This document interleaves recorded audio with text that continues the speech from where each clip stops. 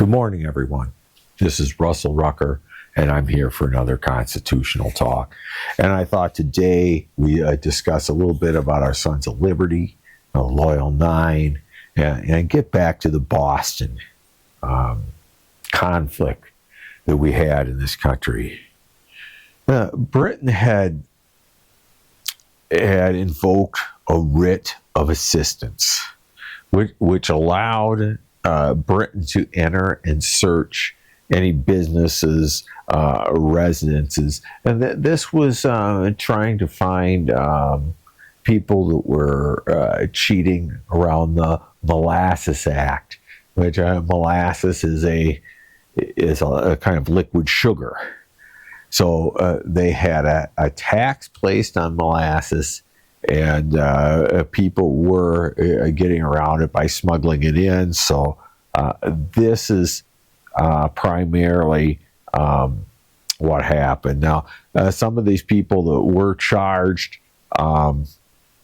James Otis defended some of these businessmen in court, and John Adams claimed that he was on fire, that he electrified the audiences.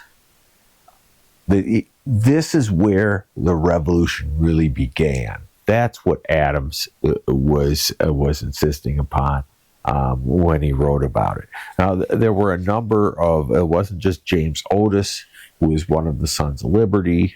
You also had people like Benjamin Eads, who ran the printing house. They held meetings in the upper room of Ed's and Gill's printing shop. They had a large meeting room up there, and they held meetings up there.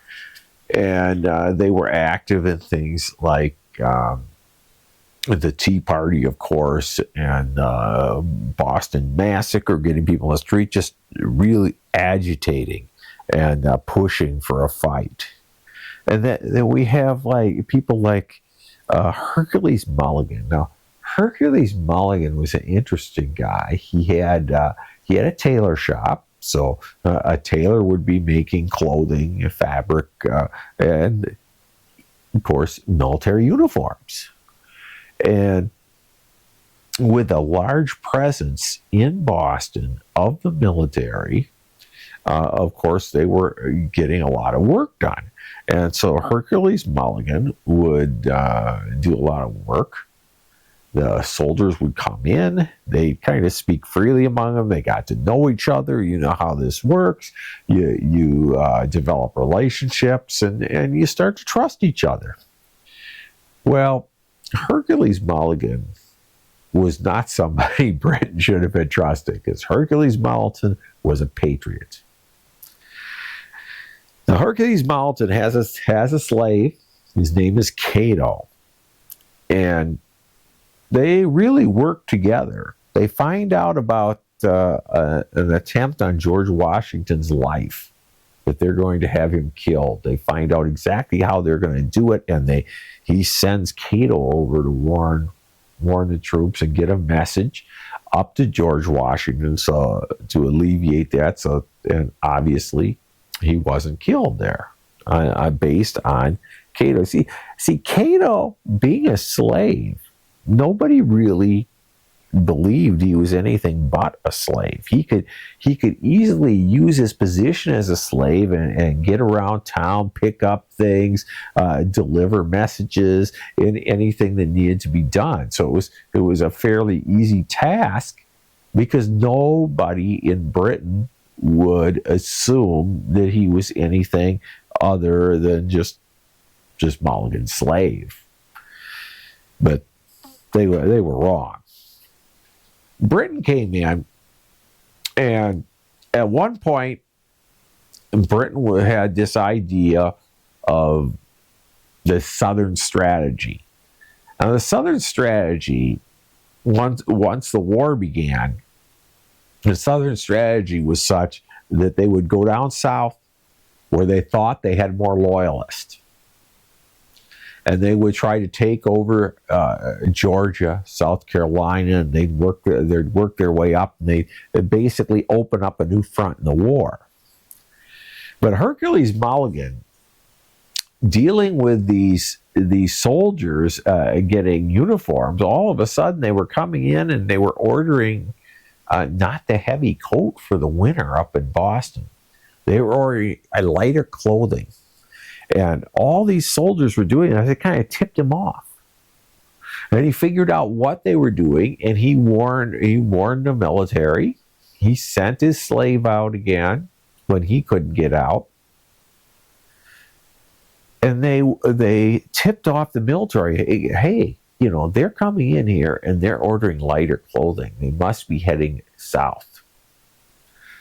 So a lot of these things, a lot of these people who were active, between the committees of correspondence, in fact, the Committee of Correspondence was originally designed so Sons of Liberty organizations could get in touch with other Sons of Liberty organizations, because it wasn't just one Sons of Liberty branch. They were scattered around throughout the colonies, and this was an important organization, and especially in the fight against the Stamp Act, which was primarily their objective, was to get rid of the Stamp Act.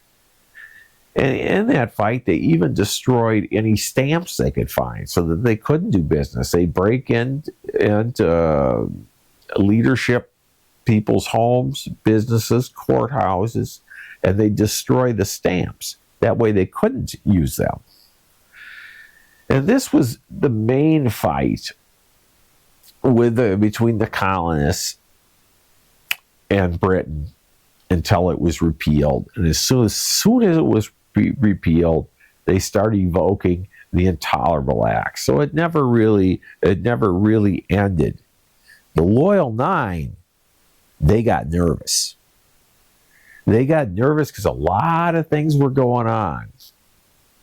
And they thought that they could get caught for what they were doing. And there were other people referring to themselves in the same way and then doing acts, and they were wind up getting the blame for it. So they morphed into the Sons of Liberty. They were the first group.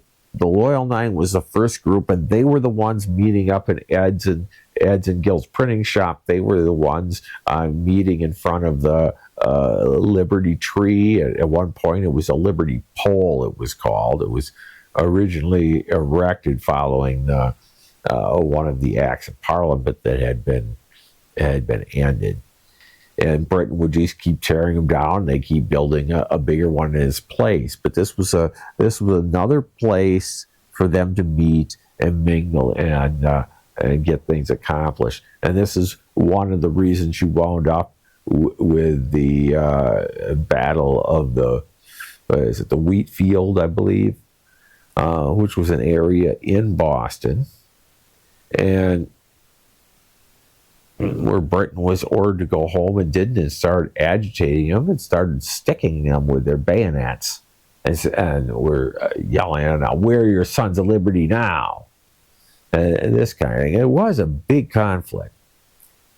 And I thought you'd like to know a little more about Hercules Mulligan. Maybe this is the first time you've heard of him.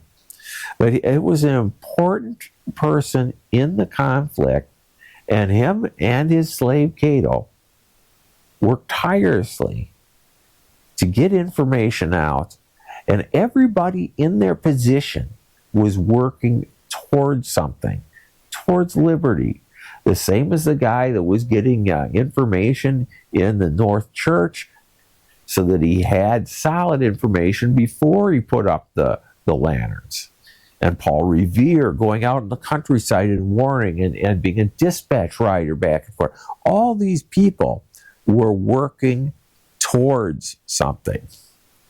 So when Paul Revere went out, and the other writers connected, including Prescott and that, they were all, Paul Revere said that Prescott was a high Sons of Liberty. Well, we don't know if he was a member of the group or just somebody that he knew that would support him. But in the end, this is what it took. You had 2,000 soldiers in a town of 10 or 12,000 people. They were so many soldiers trying to put down the basically an insurrection, if you want to use that word. You know, a conflict. They were trying to put down the riots, the constant fighting with Boston, and so they had an enormous group of militia, not just Hessians that came over later, but you had them coming down from Quebec, or from the Fort of Quebec up there in Canada, and they were really trying to clamp down on Boston. And Boston is not a big town, especially at this time, and it's basically an island. And here I do have my map of Boston here. And so it basically goes out, and you have one land point here that comes out. It's like a peninsula.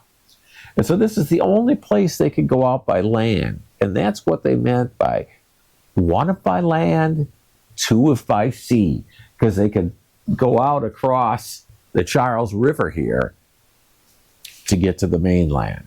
And that was their two lanterns, if by sea. One if by land, two if by sea. So that gives you a little more information about the Loyal Nine and the Sons of Liberty. Liberty. Liberty is important. It was important then, and it's important today. It's important to live as a free people. Keep that in mind, and we'll catch you next time on the next Constitutional Talk. You folks have a good day now. We'll catch you next week. Please like and subscribe to me. I appreciate it. I do have a couple of books coming out in a month or two here, and I'd appreciate it if you take a look at them too. RussellJRucker.com. We'll catch you next time on the next Constitutional Talk. Bye for now.